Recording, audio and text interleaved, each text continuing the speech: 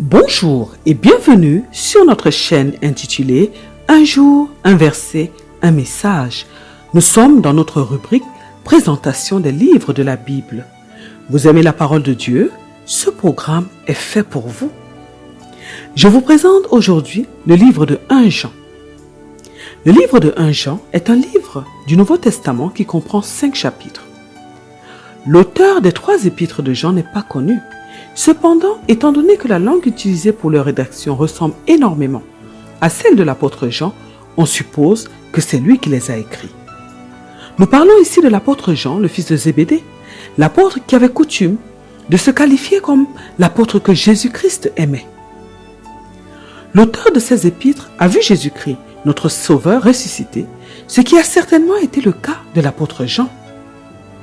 Bien qu'on ne sache pas l'endroit, ni la période durant laquelle la première épître de Jean a été rédigée, on suppose qu'elle a été écrite à la fin du 1er siècle après Jésus-Christ. L'apôtre Jean a passé la plus grande partie du début de sa vie en Palestine, mais la région était devenue hostile aux chrétiens et aux juifs après la destruction de la ville de Jérusalem ainsi que celle de son temple en 70 après Jésus-Christ. Selon la tradition, Jean a quitté la Palestine pour vivre à Éphèse pendant les dernières années de sa vie. Si c'est le cas, Jean a donc pu écrire la lettre à Éphèse entre 70 et 100 après Jésus-Christ.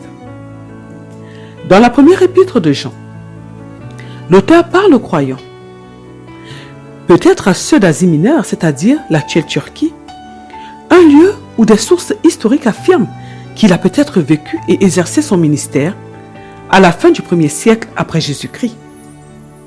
À cette époque, de faux docteurs avaient causé une division parmi les saints de la région et l'apostasie se répandait dans l'Église. Un enseignement qui se répandait disait que l'esprit est totalement bon et que la matière, notamment le corps physique, est totalement mauvaise. Et cette façon de penser avait gagné l'Église. Et les partisans de cette philosophie croyaient que le salut ne s'obtient pas en étant libéré du péché, mais en étant libéré de la matière, c'est-à-dire du corps physique. Ils croyaient aussi que le salut s'obtenait grâce à une connaissance spéciale et non par la foi en Jésus-Christ. Les partisans de cette doctrine qui porte le nom de docétisme, qui est cette philosophie, ces partisans donnaient tellement d'importance à la nature spirituelle de Jésus qu'ils rejetaient l'idée que Jésus-Christ soit venu sur la terre dans un corps réel. Ils croyaient que Dieu est invisible, qu'il est immortel, omniscient et immatériel, et ces personnes considéraient le monde et le corps physique comme corrompus et mauvais. Ils croyaient donc que comme Jésus-Christ est le Fils divin de Dieu, ils n'avaient pas pu connaître les limitations de l'être humain. Selon eux, Jésus-Christ n'était pas littéralement né dans la chair et n'avait pas habité un corps tangible. Ils pensaient qu'il n'avait ni saigné ni souffert, qu'il n'était pas mort et qu'il ne s'était pas levé avec un corps physique ressuscité. Ils pensaient que Jésus-Christ avait seulement semblé faire ces choses. Bien que dans sa première lettre, l'apôtre Jean ait refuté ces enseignements erronés, ceux-ci continuaient de persister et de s'infiltrer parmi les membres de l'Église. Ces doctrines fausses et d'autres encore font partie de ce qui a conduit à la grande apostasie.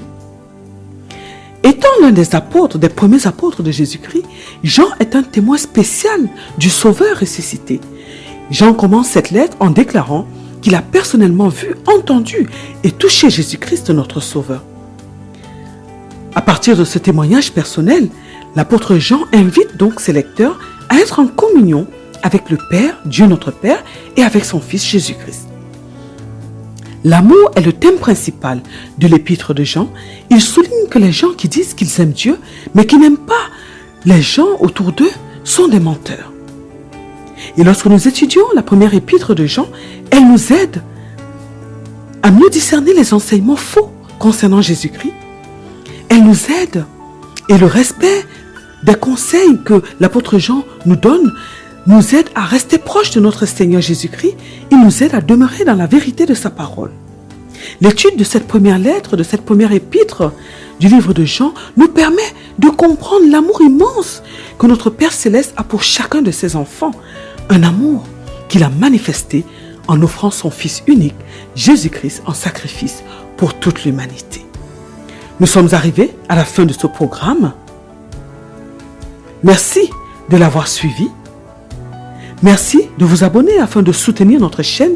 Merci de liker et de partager ce travail afin que plusieurs en bénéficient et que la parole de Dieu puisse se répandre partout dans le monde. Que Dieu vous bénisse et à très bientôt pour une autre présentation.